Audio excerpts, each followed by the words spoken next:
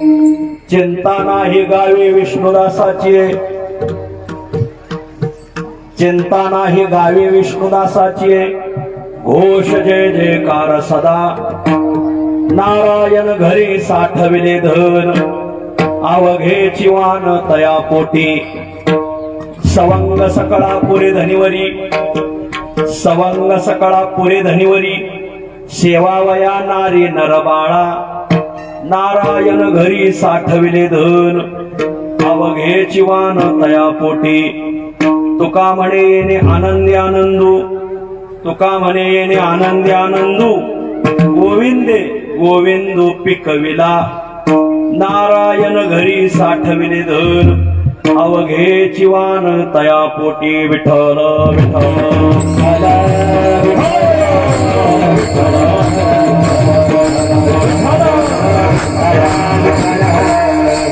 चिंता नाही गावी विष्णुदासाची, चिंता नाही गावी विष्णुदासाची, घोष जय जयकार सदा, नारायण घरी साठविले धन, अवघे चिवान तया पोटी, तुका म्हणे नमो हरीची आदासा, नमो हरीची आदासा, म्हणे नमो हरीची आदासा, नमो हरीची आदासा, हे सर्व इच्छा पूर्ण करसे, सर्व इच्छा पूर्ण करसे, सर्व इच्छा पूर्ण करसे, तुका म्हणे नमो हरीची आदासा, म्हणे नमो हरीची आदासा, म्हणे नमो हरीची आदासा, म्हणे नमो हरीची आदासा, हे सर्व इच्छा पूर्ण करसे, सर्व इच्छा पूर्ण करते, सर्व इच्छा पूर्ण करते, तुका म्हणे नमो हरीची आदासा,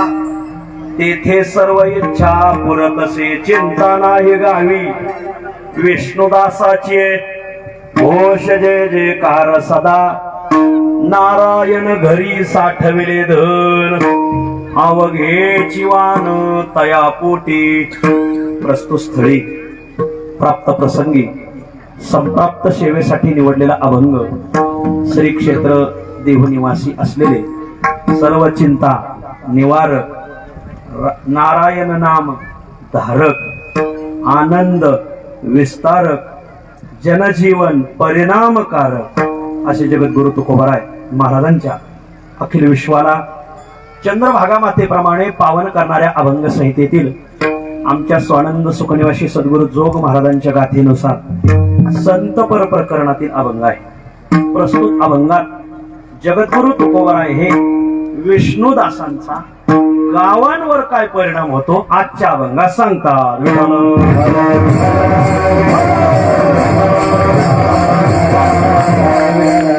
अभंगावर काही विवेचन करण्यापूर्वी दोन शब्दाचा अल्पसा परिहार देणं अत्यंत अगत्य आहे.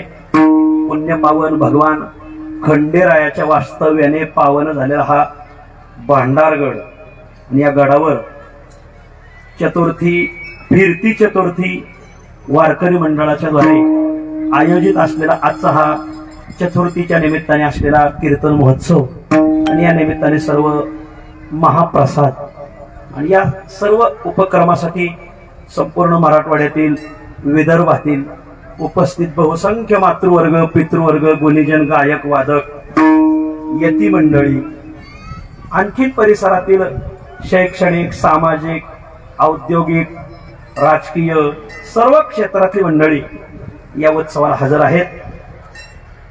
भगवान गणरायाचा हा उत्सव आहे. याचं मूळ अधिष्ठान राजूर गणपती आहे, आणि मग भगवान गणरायाची संपूर्ण समाजाला भक्ती लागावी, आणि म्हणून वारकरी संप्रदायाने ह्या गणरायाच्या चतुर्थीचे एक नियोजन करून एक फिरती चतुर्थी गणेश मंडळ स्थापन केलं, आणि त्याच्यातून संपूर्ण गणरायाला अधिष्ठान ठेवून चौकडे या उत्सवाने आज संपूर्ण मराठवाडा, भोकरदन तालुका कुठेही जास्त उकडून समुद्राचाच वेळ आयोजन केला. गेले एका बाजूला स्नानाला, स्नान करण्यासाठी ज्या सरोवरात त्यांनी उडी टाकली, 100 वेळा त्यांनी सरोवराचा ठाव आणण्याचा प्रयत्न केला. त्याला तळ आणणं म्हणतात. तळ आणण्याचा प्रयत्न केला, ठाव आणण्याचा प्रयत्न केला 100 वेळा, पण तळ काय लागला नाही. वाह, भीमला अनेक सरोवर पाहिले पण असं सरोवर नाही पाहिलं. एवढं खोल, एवढं मोठं. मागा आला. स्नान करून आल्यानंतर मंदोदरीने विचारलं, स्नान झालं का? हो. कुठे गेले होते स्नानाला? हो, या बाजूला गेलो होतो. म्हणजे केवढं मोठं सरोवर. 100 वेळा मी तळ आणण्याचा प्रयत्न केला. कुठे गेलते? कुठे गेलते? या साईडला. अहो, ते सरोवर नाही. म्हणजे मग आमचे कुंभकर्ण भाऊजी मेले तर त्यांची अर्धी कवटी पडलेली, त्या पावसाचं पाणी साचलंय म्हणजे. भीम म्हणला, एवढी मोठी माणसं होती युद्धाला, आपलं आमंत्रण यांना न दिलेलं बरं. भीमाने आपला प्रस्तावच गुंडाळला. मग मंदोदरीने विचारलं, अहो तुम्ही आले कशासाठी? म्हणजे मी तुम्हाला एक आमंत्रण घेऊन आलो, पण ते मी सांगू इच्छित नाही. म्हणजे का बरं? सांग भीमा, काय आमंत्रण आहे? म्हणजे काय नाही, कौरव पांडवांचं युद्ध आहे आणि तुम्हाला ते पाहण्यासाठी आमंत्रण दिले भगवान श्रीकृष्णाने. हो हो. अरे किती सैन्य आहे म्हटले? म्हणजे 18 अक्षौहिणी षडजात. मंदोदरी म्हटली, असं होय, आमचे मालक रावण जर स्वर्गावर स्वारी करायला निघाले तर 18 अक्षौहिणी वाजंत्री होते. म्हणजे वाजंत्री सैन्य तर लांबच राहिलं. एवढं मोठं युद्ध झालं. त्याला कोण कारण ठरलं? एक माऊली. कोण? सीतामाई. सीतामाईमुळे एवढं युद्ध घडलं. त्रेतायुगाने एका माऊलीचा परिणाम पाहिला. विठ्ठल. कृतयुग संपलं, त्रेतायुग संपलं आणि द्वापार युग लागलं. द्वापार युगात सुद्धा कशी माऊली होऊन गेली, जिचा परिणाम संपूर्ण द्वापार युगाने पाहिला. कोण? द्वापारे द्रौपदी कृत्या. द्वापार युगात द्रौपदी होऊन गेली. त्या द्रौपदीमुळे महाभारताचं युद्ध घडलं. महाभारत का घडलं? याला कारण द्रौपदीचं एक वाक्य. त्या मय दानवाने सुंदरपैकी ती मय नगरी उभी केली होती. ती नगरी अशी होती जिथं पाणी आहे तिथं जमीन दिसायची, आणि जिथं जमीन आहे तिथं पाणी दिसायचं. आणि ते दुर्योधन निघाला ती मय नगरी पाहण्यासाठी. तर जात असताना त्याला पाणी दिसलं. पाणी दिसलं का त्याने धोतर वर धरलं निघाला. तेवढ्यात तिथे एक दासी होती. म्हणजे युवराज, धोतर खाली सोडा. म्हणजे का? अहो पुढं पाणी नाही, जमीन आहे. तो म्हणला, वेडी का खोळी, माझ्या डोळ्याने पाणी दिसतंय. म्हणजे याला तर मय दानवाचं कला कौशल्य म्हणायचं. दिसतंय पाणी, आहे मात्र जमीन. पण दुर्योधनाने धोतर सोडलं नाही. राजकारणी माणसाने सर्वात पहिला त्याचा डाव कोणावरच भरोसा ठेवायचा नाही. राजकारण ज्याला साधायचं त्याने कोणावरच भरोसा ठेवायचा नाही. मला एक पोरग बापाला म्हणलं, बाबा 50 वर्ष तुम्ही राजकारणात येत, मला शिकवाना, मला शिकवाना. रोजच त्याने टुमनच लावलं. बाप मला शिकवतो, चल 4थ्या मजल्यावर चढ इमारतीच्या. चढला, हा टाकुडी. अहो म्हणले, मी पडन मरण म्हटले, पाय पडन, न्यायला खाली धरायला. टाकुडी. पोराने उडी टाकली. बापाने धरल्यासारखं केलं. बापाने अंग काढून घेतलं. पोरग खाली पडलं. पायच मोडला. 2 महिने नीट झालं. बाबा तुम्ही मला म्हटले होते राजकारण शिकवतो आणि माझा पाय मोडला. ते म्हणजे राजकारणातला पहिला नियम, सख्या बापावर भरोसा ठेवायचा. राजकारणातला पहिला नियम. शिकायचं का राजकारण? तो म्हणला, मी आता माळकरी होतो, महिनावारी करतो म्हणला. हे राजकारण न शिकलेलं बरं. राजकारणातला पहिला नियम म्हणजे राजकारणी माणसं कोणावर भरोसा ठेवणार नाही. दुर्योधनाला सांगितलं तिथं दिसतंय पाणी पण आहे जमीन, पण ऐकल तर राजकारणीच कसा मारा. त्याने ते धोतर धरून आत शिरला. पाण्यात उतरलेला होता, पण पाणी मात्र धोतराला लागत नव्हतं. छापी भिजावं एवढं पाणी नव्हतं. छापी म्हणजे काय ते कीर्तन झाल्यावर सांगतो, आता सांगतो. छापी भिजावं एवढं पाणी नव्हतं. पुढे गेला. वा, अरे मी पाण्यातून चाललोय पण पाणी अंगाला लागाना, धोतर भिजाना. म्हटले काय मय दानवाचं कला कौशल्य. पुढे गेल्यानंतर जमीन दिसली. जमीन दिसली का तसाच निघाला. तिथे एक दासी होती. युवराज, युवराज, धोतरवर धरा, धोतरवर धरा. म्हणजे का?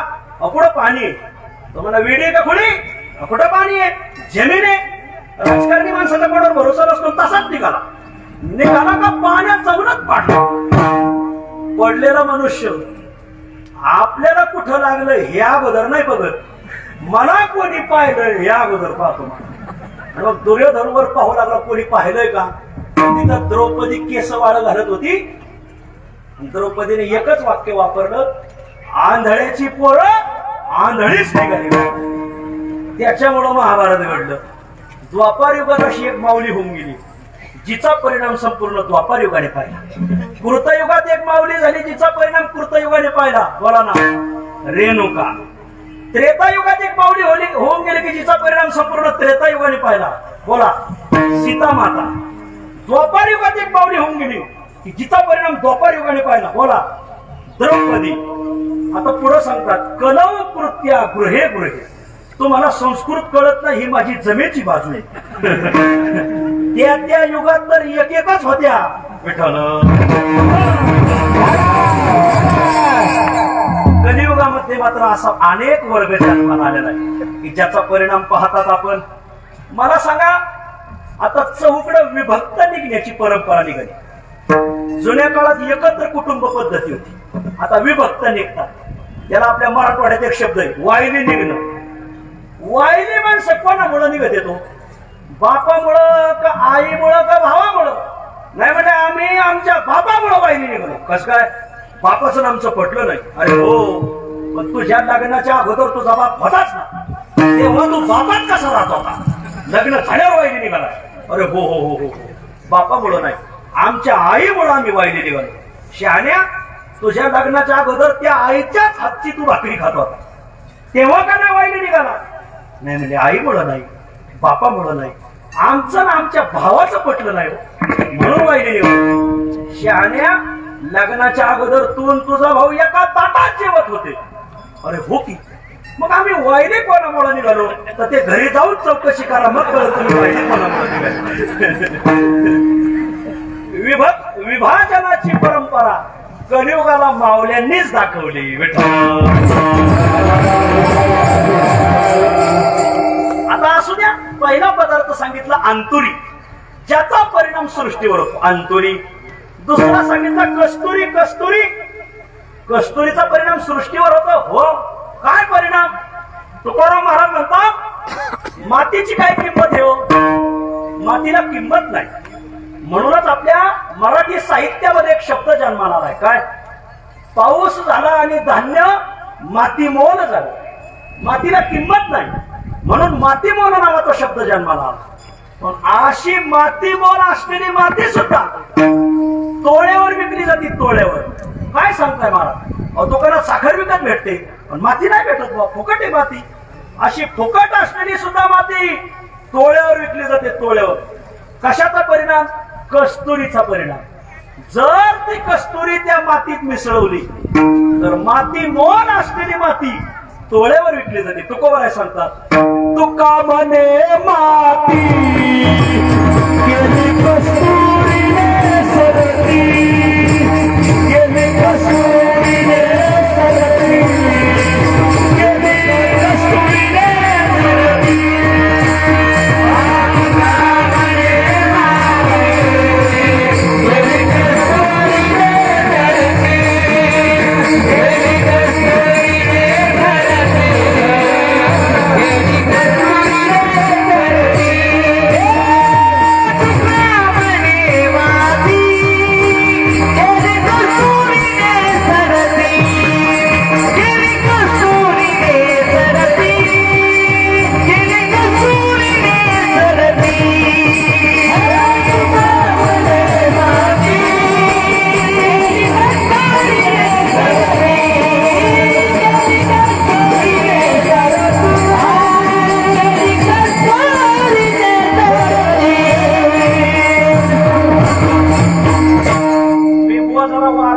फडकऱ्यातला होय, चाल डबल, उतरणी डबल.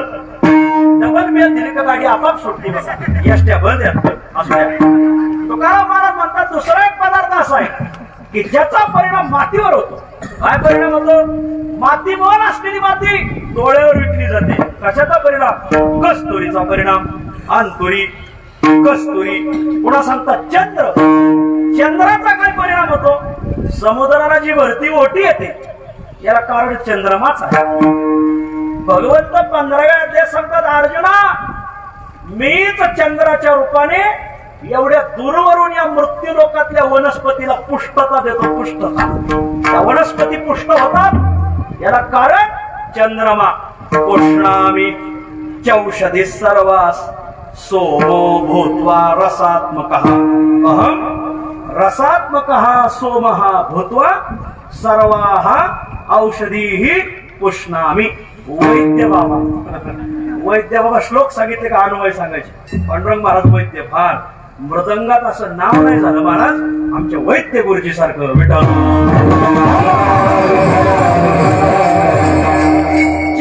चंद्राचा सुद्धा परिणाम होतो. अंतुरी कस्तुरी चंद्र पुढे सांगतात चंदनमच. चंदनाचा सुद्धा परिणाम. वाङ्मयामध्ये चंदनाचे 2-3 परिणाम सापडतात. काय परिणाम? सर्वात पहिला परिणाम उकळत तेल शांत करतो त्याला चंदन म्हणतात. असं घरी चुलीवर गॅसवर कढई ठेवावी. 1 लिटरभर तेल टाकावं. उकळावं. किती उकळावं? कालवलेलं बेसन पीठ प्रथम क्षणी टाकल्यानंतर टाकलेलं बेसन पीठ द्वितीय क्षणी भजे म्हणून वर आलं पाहिजे. एका क्षणात परिणाम झाला पाहिजे तेलाचा त्या बेसन पिठावर. गार असं बेसन पीठ एका क्षणात भजे म्हणून वर तरंगून आलं पाहिजे. एवढं तापवायचं तेल. तसल्या तापवलेल्या तेलात जर हात घातला तर हाताचं दिरडं निघणार. दिरडं तरीही असल्या तापवलेल्या तेलात हात घातला तरी ते तेल भाजत नाही. कशाचा परिणाम? चंदनाचा परिणाम. चंदन आणावं उघडावं त्याच्यात 1 थेंब टाकावा. टाकला रे टाकला चंदन त्याला एका क्षणात शीतळ करतोय. मला तुका बने कडे करावे शीतळ करावे शीतळ.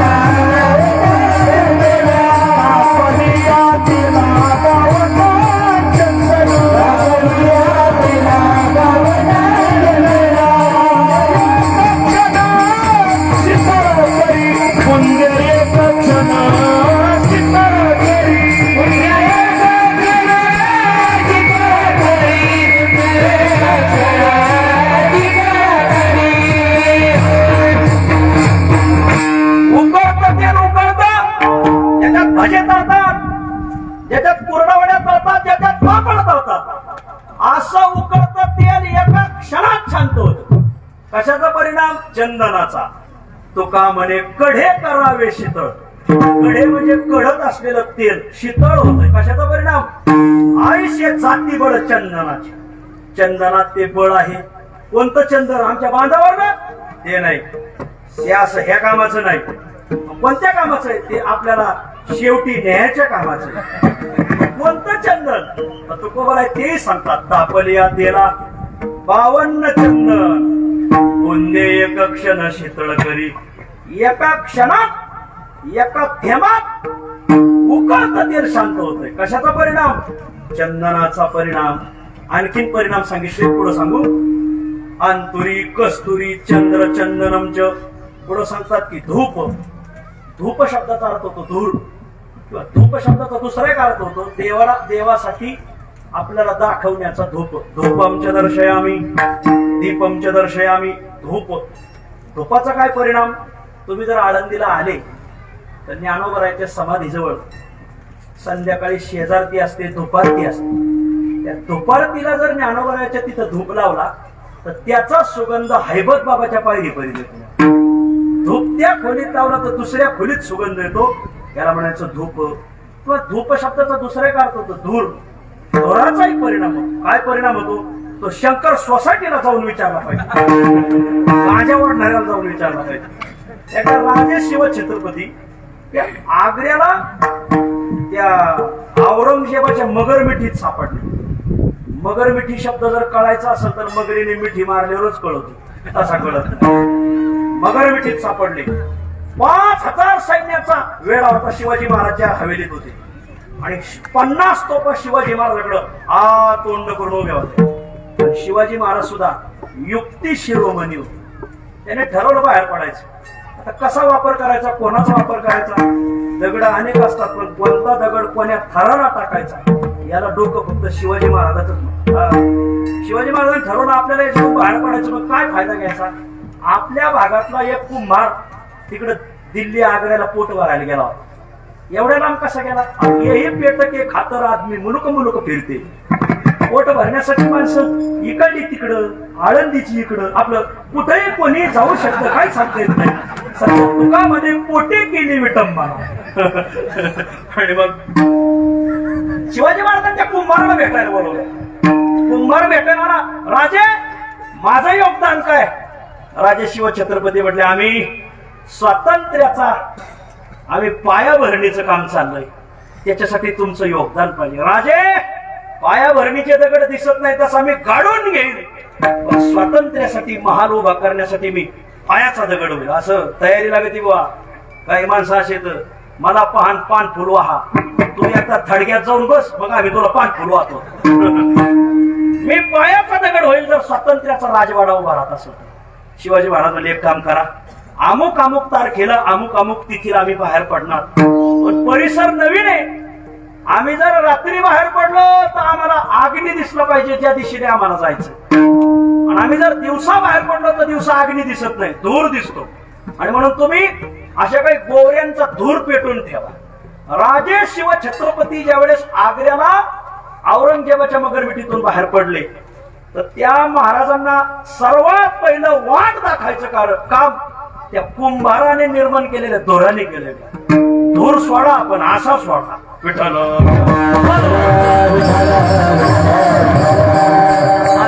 कस्तुरी चंद्र चंदनमचं धूप दीप दिव्याचा महाराज परिणाम होतो म्हणजे होतो.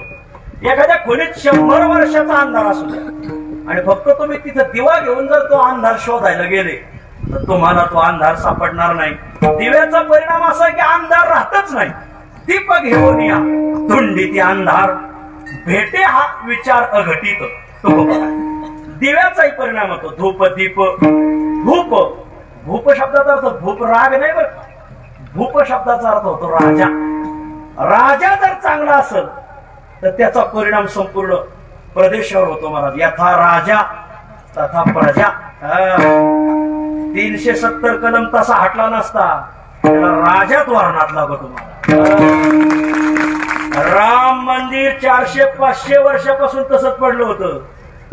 सगळ्यांनी बांधण्यासाठी प्रयत्न केले पण राजा असा चहावाला आला मारा. सगळ्याची विष्ठोल बंद पाडले तिने. एक नंबर राजा विठ्ठल.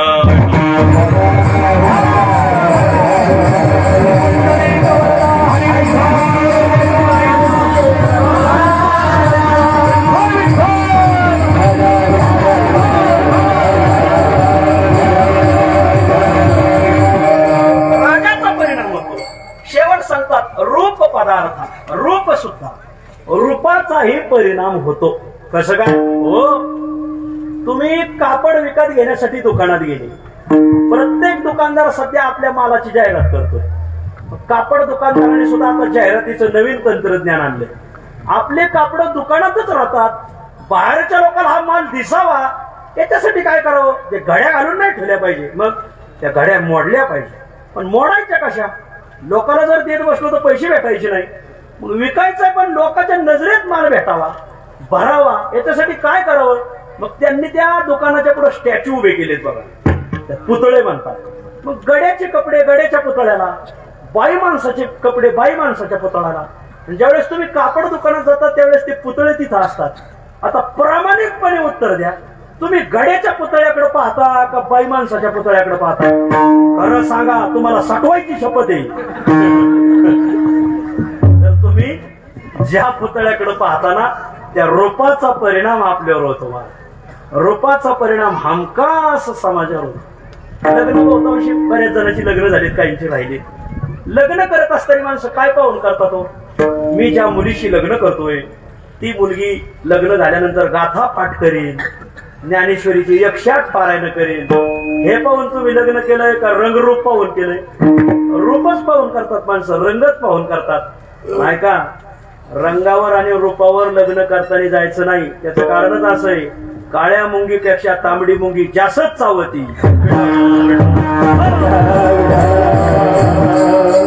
या श्लोकात असे 7-8 पदार्थ सांगितले की ज्याचा सृष्टीवर परिणाम होतो. आश्चर्यवत परिणामं कुर्वन्ति विठ्ठल.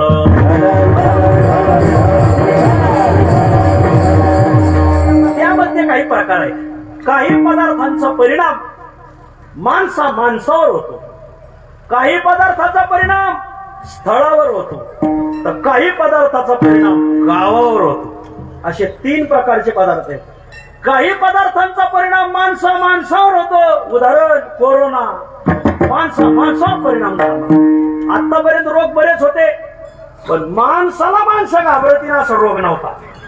काय रोग आला माणसालाच माणसं घाबरायला लागली. प्रत्येक माणसावर परिणाम आला. अर्थचक्र तर एवढं कोलमडलं महाराज. श्रीमंत गरीब झाले, गरीब आणखीन गरीब झाले महाराज. अर्थचक्र असं कोलमडलं महाराज. जरा राग मानू नका. कोरोनाचा परिणाम हरिभक्तांवरही फार झाला बघा. लोखंड उचलायची पाळी आली विठ्ठल.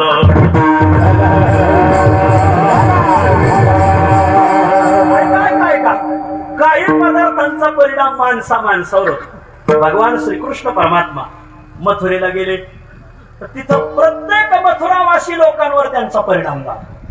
मथुरातल्या काही गोकुळातल्या गोपिका मथुरेत दही दूध तूप विकण्यासाठी आल्या होत्या.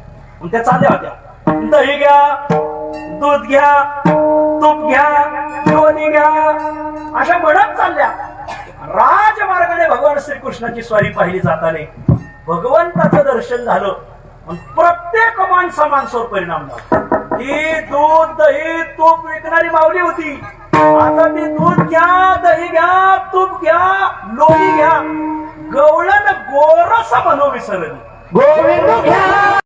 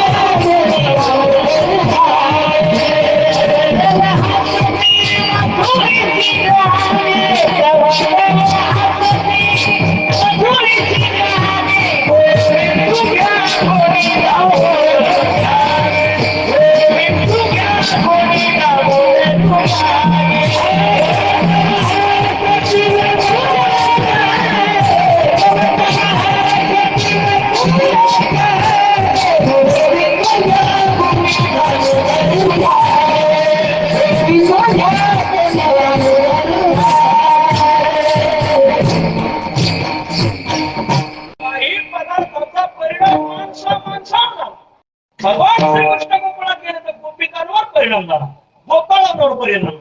एक गोपिका दही दूध तूप लोणी विकण्यासाठी चालली, कधी दूध घ्या, दही घ्या, तूप घ्या, गवळण गोरस म्हणू विसरली.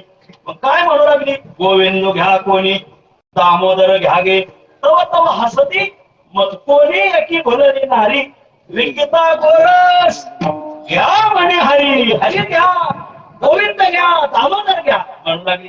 कशाचा परिणाम, भगवान श्रीकृष्णाचा परिणाम. एक गोपाळ जेवायला बसला आणि त्याला दही घ्यायचं होतं. दह्याची बरणी होती शिंक्यावर. त्या दोघांना बायकोला एकच मुलगी होती, मुलीचं नाव होतं हरणी.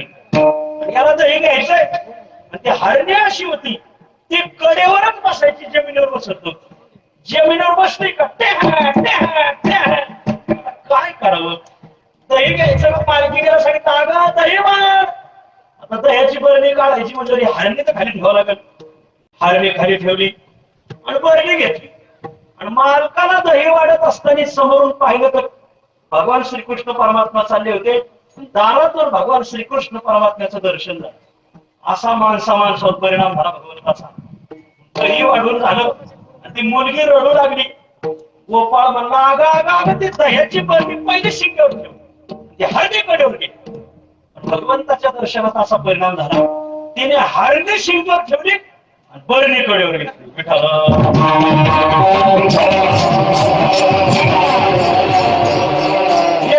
कडिये घेतली दह्याची माथे,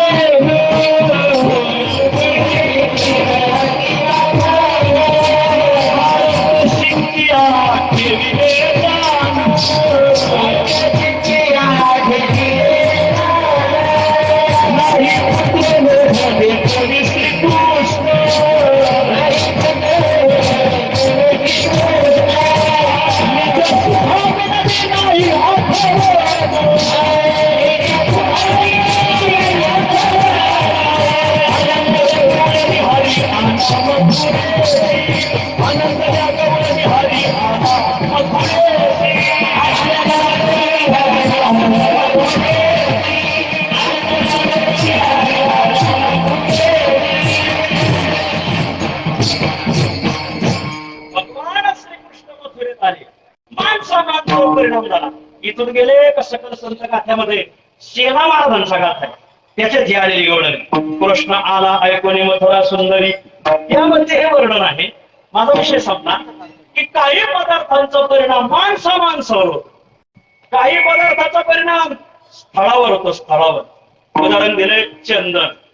चंदन ज्या स्थळात राहतं, पावन्न नावाचं चंदन, या परिसरातल्या सगळ्या झाडाचा वास चंदनासारखा येतो. चंदनाच्या वासे तरु चंदन झाले स्पर्शे, सर्वांगी श्वास परी तो उगला न राहे, स्वभवती तोरवर चंदन करीतोची जाय. भोवतालच्या परिसरावर परिणाम होतो. मला तुका म्हणे नाही झाकत परिमळ, चंदनाचे स्थळ चंदनाची, चंदनाचा परिसरावर परिणाम. काही पदार्थाचा परिणाम माणसावर होतो, काही पदार्थाचा परिणाम स्थळावर होतो, तर काही पदार्थाचा परिणाम गावावर होतो. गावावर कोणाकोणाचा परिणाम होतो? गावावर दुर्जनाचा परिणाम होतो, गावावर देवाचा परिणाम होतो, गावावर विष्णुदासाचा परिणाम होतो. सर्वात पहिला गावावर दुर्जनाचा परिणाम होतो. किती प्रकारचा? 2 प्रकारचा. दुर्जन ज्या गावात राहतो त्या गावात फक्त पापच पिकत. एक दुर्जनच्या गावात राहतो तिथं आणखीन एक पिकत, काय? निंदा. या 2च गोष्टीचं पीक. दुर्जनच्या गावात राहतो तिथं काय पिकत? पाप पिकत. तुकाराम महाराज म्हणतात त्यांच्या काळात काही दुर्जन होते, शाक्त उपासक. तुकाराम महाराज म्हणतात ते शाक्त गधडे परिसरात राहतात, तिथं पाप सोडून काही पिकत नाही. शाक्त गधडा जये देशी, तेथे राशी पापाच्या, तिथं पाप सोडून काही पिकत नाही. दुर्जन ज्या गावात होतो तिथं पापाचंच पीक येतं. एक गाव दुर्जनाचं होतं, काय करावं, आमचा मुक्काम त्या गावात केला. गावात कुठं मुक्काम करतो? आपल्याच आगोर बाला यायची, देवळात मुक्कामाचा. देवळात गेलं तर त्या दुर्जनाचा परिणाम तिथेही लागण झाली. कोरोनाची लागण परवडली, पण दुर्जनाची नाही परवडली. पिढून पिढ्या आपण ती लागण भोगीत. तिथे गेलो म्हटलं आता गावापेक्षा देवळात आलो, इथं जरा बरं असेल. दुर्जनाच्याच गावातलं ते देऊळ होतं, तिथे परिणाम दिसतो. काय परिणाम? देवळातला पुजारी देवळातल्या समयलाच बिडी पिटीत होतो. आता काय करा म्हणजे तुझा नाही, त्या दुर्जनाचा परिणाम गावाचा. चांगली माणसं बिघडत आहेत दुर्जनाच्या गावाचा, दुर्जनाचा गावावर झालेला परिणाम. तेथे राशी पापाच्या. आणखीन काय परिणाम होतो? दुर्जनाच्या गावात धुतल्या तांदळासारखा माणूस राहू शकत. त्या गावात जर एखादा चांगला माणूस असला तर दुर्जनाच्या गावातली माणसं सारखी त्याच्यावर चिखल करणार, सारखी त्याच्या अंगावर शिंतोडे उडवणार. काय परिणाम? निंदा हा परिणाम. अभक्ताचे गावी साधू म्हणजे काय? व्याघ्र वाडा गाय सापडली. वाघाच्या वाड्यात जशी गाय सापडावी, गायी भस्मसात पुरते. तसं दुर्जनाच्या गावात एखादा हरिभक्त अवघड. जशी 32 दातात जीभ राहती, तसं चांगल्या माणसाच्या दुर्जनाच्या गावात राहणं लय कठीण.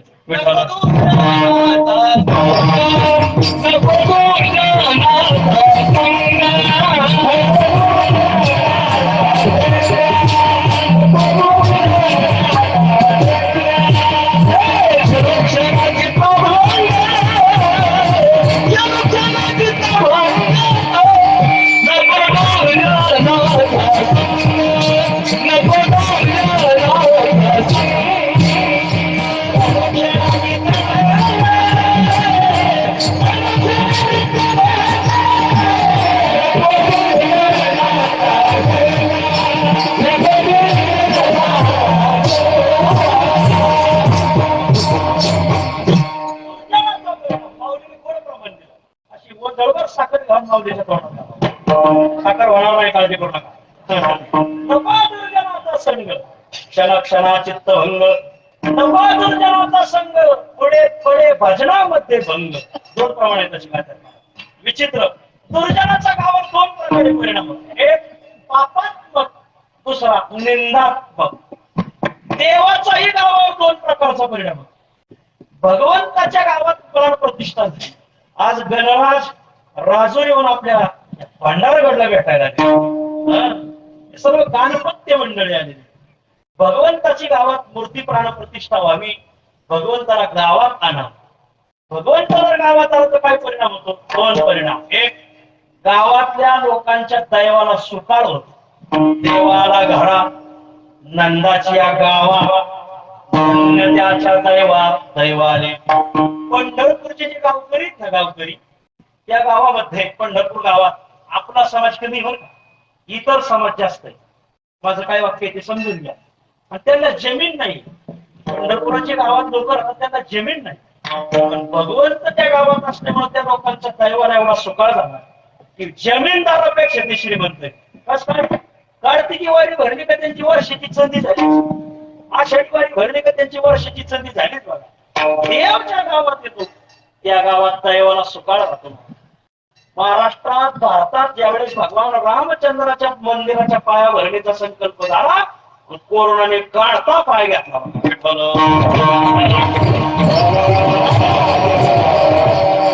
दैवाला सुकाळ होतो एक. दुसरी गोष्ट, भगवंताच्या गावात येतो, त्या गावातले लोक निर्भय होतात. नारायण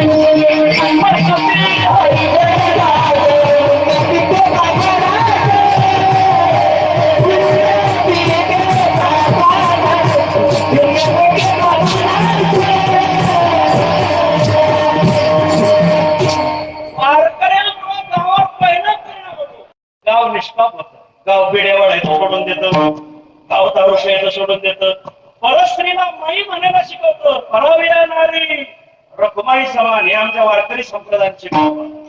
हे वारकऱ्याचे पुण्य. पुण्यपिके पापानाश. आष्टी तालुक्यात एक मंगरुळ नावाचं गाव, त्या गावात 30% समाज आणि जवळजवळ 70% पठाण समाज. आणि त्या भागात एक मोठे साधू होऊन गेले, विष्णूबांना माहितीच, उमरेकर महाराज. मी त्यांच्या जन्मण्यात राहिले. उमरेकर महाराजाचा सप्ताह म्हणजे पकवाजाचा सप्ताह. 7-8 पकवाजच लावायचे. विण्याचा सप्ताह 200 विणे. विना सांभाळलेले सत्यात कठीण. त्यांनी 250 विणे 7 दिवस उभे केले. 250 गावांना बुक्का नारळ दिला. तुमचे 10 विणे करी आणि तुम्ही 10 माणसाने पारा चालवायचा. विण्याचा सप्ताह. पकवाज वाजवायचा नाही, टाळ्या नुसते विणे. आगे विण्याचा सप्ताह. विण्याचा सप्ताह. पकवाज पकवाजाचा सप्ताह. टाळ्या वाजवायचा. कपिला शक्ती 14 तालुक्यातल्या तुटेऱ्या पण ठेवल्या. 14 तालुक्यातलं दूध घातलं कपिल मुनी. तिथं कपिल मुनी आदिनाथ वृद्धेश्वरला तर जवळजवळ 6 महिने विहिरीला दूधच येत होतं. पाणी दूधच वड्याने.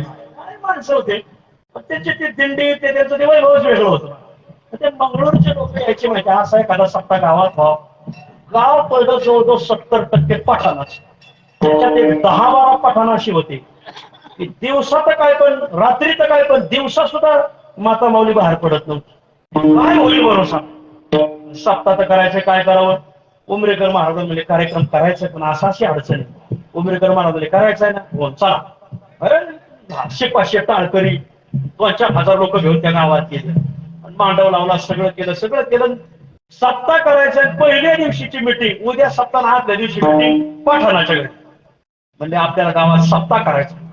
ते सतत पठाण म्हणजे सप्ताह क्या बला है, सप्ताह क्या चीज है, त्यांनी सांगितलं. ते पठाण मंडळी ते म्हणले एवढे वारकरी गावात आले, मग आपण बी काही योगदान दिलं पाहिजे. पठाण मंडळी म्हणजे आमचं काही योगदान त्याने काय नाही. कीर्तनकार आहेत आमच्याकडे, गायक आहेत, वादक आहेत, स्वयंपाक येत, सिस्टीम आहे, सगळं आहे. म्हणजे एकच अडचण आहे. म्हणजे काय, अहो म्हणले आमच्या सप्त्याला चोपदार नाहीत. म्हणजे तेवढे तुम्ही 7-8 जण जर चोपदार झाले तर बरोबर. आता घर फोडणाऱ्याला त्यांनी 10-12 ड्रेस आणले, 10-12 काठ्या आणल्या अशा, आणि जे घर फोडीत होते त्यांनाच राखणदार केलं आणि तेच मांडवात उभे केले.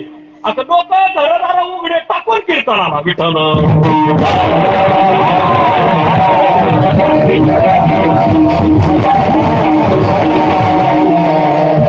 पुढे चढून ते 8-9 पठाण माळकरी झाले, आळंदी पंढरीची वारी करायला लागले. कशाचा परिणाम? उमरेकर महाराजाचा परिणाम. याला म्हणजे वसती हरीचे दास, पुण्य पिके पापानाश, हेच वाहती संकल्प, पुण्य प्रसंगाचे जप, तुका म्हणे पाप गावी नाही हरिजना. वारकऱ्याच्या गावात पाप जन्मात येत नाही. आनंदीला जर आले तर देवळा जा, देवळा तुम्हाला मासा कुठेही विकत भेटणार नाही, कारण देवळा मासे विक्रीला बंदी, देवळा मासे विक्रीला, मासेमारीला बंदी. देवला मासे मारून देत नाही देवकर. काय देवकराची निष्ठा आहे. आम्ही विचारलं का नाही मारून देत, त्याने महाराज आमच्या भागीरथी बाईने उडी डोहात टाकली. बाबा गेले कोण्या गावात, भागीरथी करी धावा, उडी डोहात टाकली, माशाने वरच्या वरीची. तेव्हापासून मासेमारीला बंदी. 72च्या दुष्काळात इंद्रायणी आटली, मासे तर फुडून गेले, तर ते होकाराने चंदनाचे लाकड आणले आणि मासे जाळले. विठ्ठल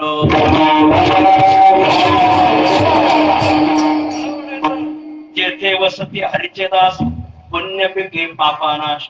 वारकऱ्याचा गावावर पहिला परिणाम गाव निष्पाप होतो. दुसरा परिणाम, गावात कोणालाही कशाचीही चिंता राहत नाही. तुकाराम महाराज अभंगाच्या पहिल्या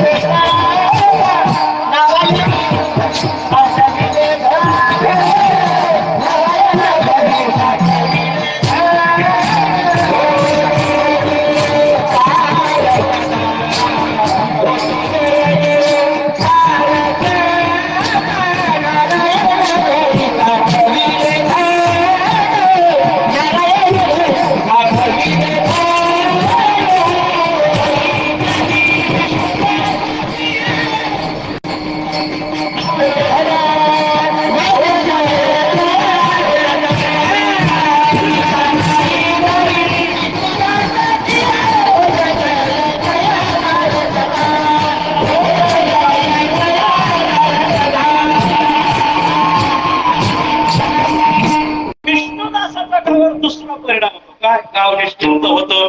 चिंता नाही गावी विष्णुदासाची, घोष जय जयकार सदा. मृत्यू लोकात माणसाला काही चिंता आहे, संसारिकाला चिंता आहे, साधकाला चिंता आहे, जीवन मुक्ताला चिंता आहे. संसारिकाला चिंता मुक्तीची, साधकाला चिंता मुक्तीची, जीवन मुक्ताला चिंता भक्तीची. संसारिक माणसाला चिंता आहे मुक्तीची. नित्य उठवण्या खावयाची चिंता, आपुल्या तुझेतात नाठवेशी हेची चिंता. काय खावे मनवणी भले तुझं होणी पक्षीराज. माणसं सकाळी झोपेतून उठले जांभळीने तोडतात. बायको विचारती आज काय भाजी करायची. हा म्हणतो बायको अगं आज काय भाजी करायची. बायको सांगते तुझी करायची म्हणजे आवडीची. आवडीची मी जरा आजारी आहे, मला शब्द उच्चारण वेळ लागतो. याला माझं नित्य उठवून या खावयाची चिंता. पण अशी खाण्याची चिंता नाही कुठं. विष्णुदासांच्या गावात आमच्या ज्ञानोबाराच्या नगरीत या. आपल्या मराठवाड्यात अजून सुद्धा पाटलांचे वाडे, अजून सुद्धा जुने घर, घराला दारात फाटक असते बघा. का बरं गल्लीतलं कुत्र घरात शिरू. पण आळंदीत एकाही धर्मशाळेला फाटक नाही. का बरं आळंदीत गल्लीत कुत्रे नाहीत का. आहेत पण कुत्रे धर्मशाळेत शिरत नाही. का गल्लीतच एवढं पाहिलेलं राहतंय, धर्मशाळेत शिरायची गरज नाही. विष्णुदासाच्या गावात खायची चिंता नाही. कोरोनाची महामारी आली आणि गुढीपाडव्याला लॉकडाऊन झालं. गुढीपाडव्याच्या आधी 2 दिवस भयानक. आपली पैठणची वारी तर पहिला बळे गेला मला. पैठणची वारी झालीच नाही. महाराज गावगावच्या दुकाने बंद पडल्या. काही महाराज मंडळी, काही साधक आळंदीतून गावी आली दौलतबाग. काही साधक मात्र जगायचं तर ज्ञानोबाराच्या दारात, मरायचं ज्ञानोबाराच्या. तिथं राहिले दुकाने बंद पडल्या. आळंदीतलं साधकाचं जीवन मधुकरीवर अवलंबून. त्या देहूला जाताना तळवडे नावाचं गाव लागेल. त्या तळवड्याला एक प्रल्हाद भालेकर साधा माणूस. त्याने ठरवलं का कोरोना सगळ्यालाच वाटत होतं आम्ही मारणार. कोरोनात रोज प्रत्येकाला वाटत होतं मला तर सन्न झाला, मला तर सन्न झाला. आणि मग त्याने ठरवलं आता आपण काहीतरी साधना करावी. आणि मग आळंदीतून वडगाव रोडला ज्ञानोबराला पादुका बघा. ज्ञानोबराला आळंदीत जेवढे रोड येतात ना आळंदीला प्रत्येक रोडला 2-2 पादुका थोरल्या टाकल्या, थोरल्या टाकल्या. तिथं थोरल्या पादुकावर त्याने अनुष्ठान मांडलं. ज्ञानोबराला स्वप्न केले. ज्ञानोबराला सांगितलं प्रल्हाद अनुष्ठान बंद कर. म्हणजे मग आळंदीचे साधक राहिले त्यांना जेवायची व्यवस्था. तो नमावली पण मी गरीब मनुष्य, मी कसा पुरवेल, मला कोण मदत करेल. ज्ञानोबराय म्हटले मी नाथांना मदत केलेली. झाले ज्ञानदेव वाणी आले सामग्री घेऊन तू फक्त अन्नक्षेत्र काढ, मी तुला मदत करेन. आज कोणी आळंदीतून आला असेल तर त्याला विचारा. आज गेल्या गुढीपाडव्यापासून या गुढीपाडव्यापर्यंत 1 वर्ष झाले ना. आता किती दिवस झालेत बघा. आज जवळजवळ 22-23 महिने झाले. रोज 200 डबे तो तयार करून देतो. विशेष का नाही. त्याला म्हणायचं विष्णुदासाचे गावे भक्तीची चिंता नाही, खायची चिंता नाही. वारकऱ्या ज्ञानोबराच्या सोहळ्यात या. ज्ञानोबा तुकाराम दुपारी गुलाबजाम, रामकृष्णाने संध्याकाळी बासुंदी पुरी. हो आमची वारकरी 10-10 तिरड्याचे होते. विठ्ठल विष्णुदासाच्या गावात खायची चिंता नाही, भक्तीची चिंता नाही. विष्णुदासाच्या गावात मुक्तीची चिंता नाही. ज्ञानोबराची समाधी नुसती पाहायची. मोक्ष मुक्ती रिद्धी सिद्धी पाहता समाधी ज्ञान. नुसती माऊलीची समाधी पाहिली मुक्तीची चिंता राहत नाही. मुक्ताला एक चिंता आहे. कशाची. भक्तीची. मी मुक्त झालोय परंतु आत्मनिष्ठ जरी झाले जीवन मुक्त तरी भक्ती सुख दुर्लभ आहे. मग त्या भक्तीचीही चिंता विष्णुदासाच्या गावात राहत नाही. ज्ञानोबराच्या गावात त्या भक्तीचा सुकाळ आहे. तुका म्हणे जना सगळा सहित घेऊ अखंडित प्रेम सुख. त्याचा अर्थच आहे भक्ती सुख. स्वप्ना माझा विषय याला चिंता नाही गावी विष्णुदासाची. भक्तीची मुक्तीची कसलीही चिंता नाही. म्हणजे नुक्तीची ती भेटेल काय काळजी करू नको. चिंता नाही गावी विष्णुदासाची. काय करतात ते विष्णुदास सांगतो. घोष जय जयकार सदा. घोष करतात कीर्तनाचा, जय जयकार करतात भगवंताच्या नावाचा. जय जय तुझ्या कीर्तनाचा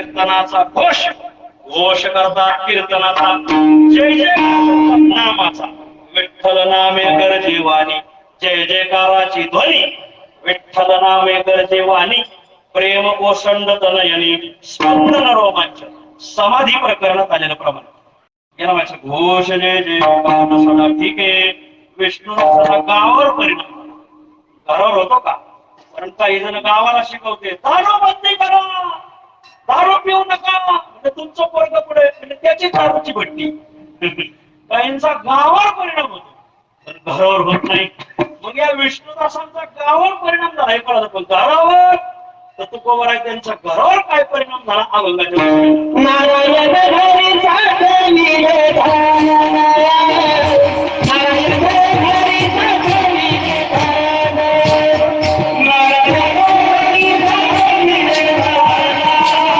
नारायण हरी साधवी रे धाम हरी साधवी रे धाम नारायण हरी साधवी रे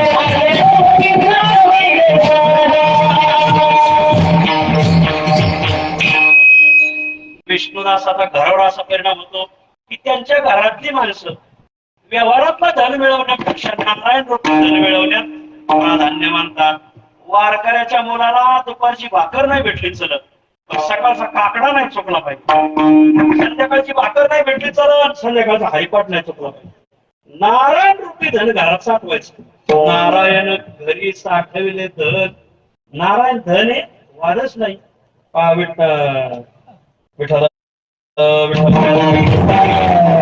घरी पांडुरंग अभंग जे सरेना नारायण धन हो पण व्यवहारातल्या धनाने पदार्थ भेटतात नारायण रूपी धनाने पदार्थ भेटतात का तुम्ही जर दुकानात गेले आणि म्हटले साखर द्या म्हणजे घ्या साखर 1 किलो पैसे नारायण नारायण दुकानदार नाही का ठेवून द्यायचा तुकोबाराम महाराज म्हणतात खरं सांगू का तुम्ही फक्त नारायण नामाचं खरोखर मनोभावे चिंतन करा तुम्हाला म्हणता तो पदार्थ भेटन अवघेची वान तया पोटी वान शब्दात अर्थ पदार्थ सर्व पदार्थ भेटतात ऋषिकेशला स्वामी राम सुखदासजी होऊन गेले बघा हो ज्यांनी गीता प्रेसला त्यांचे कायम लेख राहायचे मला स्वामी राम सुखदासजी त्यांनी उभ्या हयातीत पैशाला तर शिवले नाही पण खिसाच शिवला नाही स्वामी राम सुखदासजी पैशाला शिवलेच नाही खिसाही शिवला नाही पण उभ्या हयातीत काही कमी पडलं नाही हो असू द्या मला 3 खिसे आहेत सध्या त्यांनी सर्व पदार्थ त्यांना भेटले अवघेची वान तया पोटी नारायण घरी साठविले धन अवघेची वान तया पोटी हो पण ते घरचे सदस्य ते धनाचा स्वीकार करतात का सेवन करतात का तर त्याचा खुलासा अभंगाच्या 3ऱ्या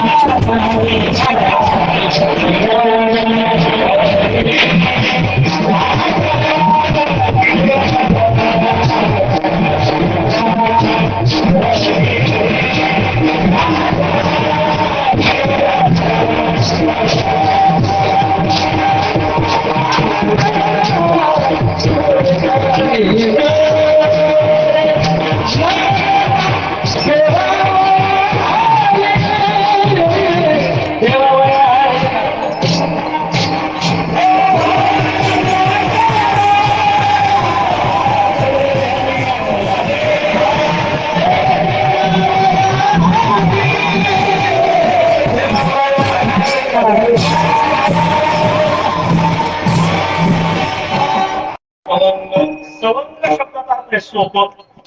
नारी नरबाळा सकळा सेवावया नारायण धन सवंग. सवंग म्हणजे सोपे. घरची माणसं सुद्धा त्याच सेवन करतात. सवंग सकाळा पुरे धनीवरी. धनीवरी म्हणजे तृप्त म्हणेपर्यंत.